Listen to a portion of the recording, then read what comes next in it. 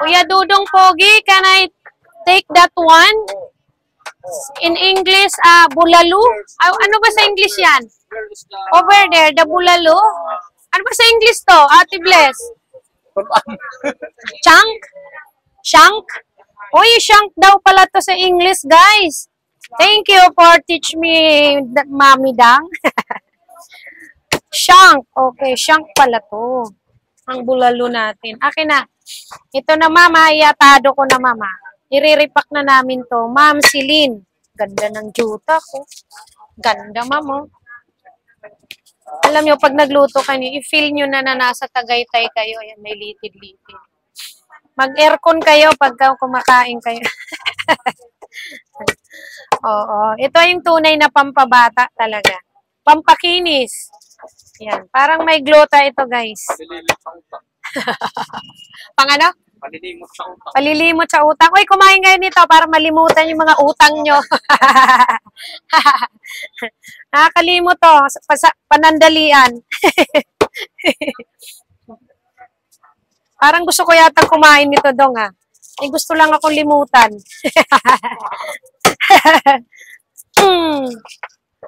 Ayan. Yan ang mga masasarap sa bulalo, guys. Matapang ang ating video. Ayun. Ito hindi ko nahatiin. Pwede nyo naman hiwain yan kung gusto nyo. Basta buo yung utak niyan, ha? Buo. Pangit yung kamay ko, wag nyo nang titigan yan. Okay? Akin na. Ano natin? Nasaan na ang pang-repack? Hindi. Repack ko to. Para paglagay nila sa paglagay sa ref. Maganda, di ba, ma'am? Huwag nyo nahugasan to, ma'am. Pag nilagay nyo sa ref, ganyan lang yan para hindi, nababasa, hindi nangingitim. Ayan. Kahit yung liempo nyo na rin nire-repack namin sa ganito, diretso nyo na sa ref. Para hindi nababasa ng tubig.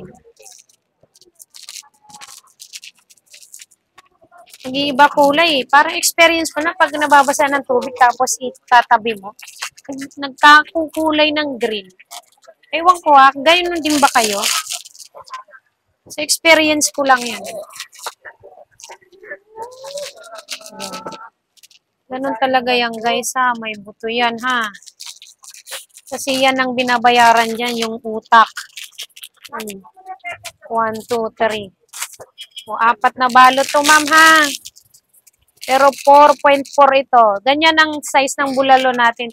3 kilos more. Ang ganda.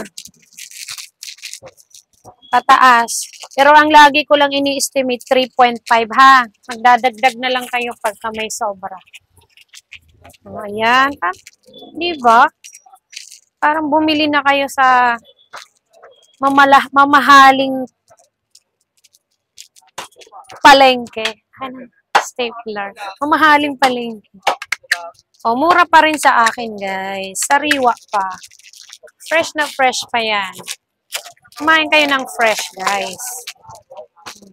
Yung mga wala pang preservative. Lahat po ng gawa ko dito, kahit marinated ko, walang preservative yan.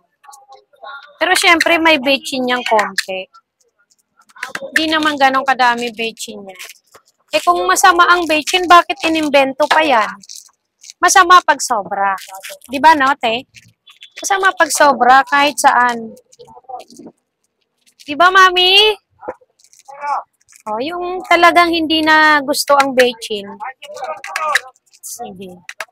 Pwede naman kayo gumawa ng sarili nyong kusino, longganisa, yung matyaga lang. Okay. Kasi di ako naglalagay ng preservative lahat dyan sa aking tinda. Basta may bechin lang ako. Konti lang, saktuhan lang. O, diyan, di ba, ma'am? Ito na yung mga bulalo mo, ma'am. Ang ganda. Ma'am Celine. Celine, saan naman ang pangalan? Ayan na, ma'am. Sige, mamaya flex ko ulit yan. Tapos na tayo kay Ma'am Celine.